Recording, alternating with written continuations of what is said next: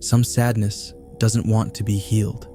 It sits quietly in the corners of your soul, not as an enemy, but as something ancient, familiar, almost home. You've felt it, haven't you? That ache that doesn't leave, that quiet presence that feels safer than happiness. We live in a world obsessed with escaping sadness, as if sorrow were a glitch, a flaw to fix. But what if the feeling you've been avoiding is not broken, but necessary? Sadness is often our first teacher.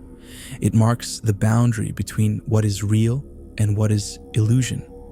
The ache that lingers after loss, the nostalgia that wraps you in warmth and pain. It reminds you that you are conscious, that you feel, that you are alive. Think of those moments when melancholy feels like a companion, a rhythm of your own heartbeat. That is no accident. That is your psyche whispering, you belong to yourself, even in pain. Carl Jung wrote that to know yourself, you must confront your shadow, the parts of your psyche you deny, ignore, or fear. The sadness that feels like home is often part of that shadow, a fragment of yourself that wants recognition. It carries memory, truth, and raw awareness. To reject it is to reject a piece of your own consciousness.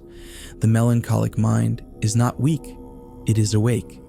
It remembers the weight of existence, the impermanence of joy, the inevitability of endings. There is a strange beauty here in sitting with sorrow rather than fleeing it.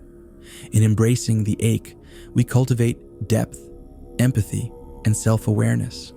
Our overthinking, our reflective solitude, our shadow work, all stem from this quiet home of sadness. It is both prison and sanctuary, wound and teacher. So perhaps your sadness is not your enemy. Perhaps it is the thread that binds you to life, to memory, to consciousness itself. Sit with it. Listen. Feel its weight. In those quiet moments, you discover what fleeting happiness could never teach. The profound, unshakable truth that being human is to carry both light and shadow. And maybe, just maybe, the ache that feels like home is the soul reminding you that you are awake, you are real, and you are whole. Somewhere in the ache, in the quiet corners of your being, you are not lost. You are simply awake.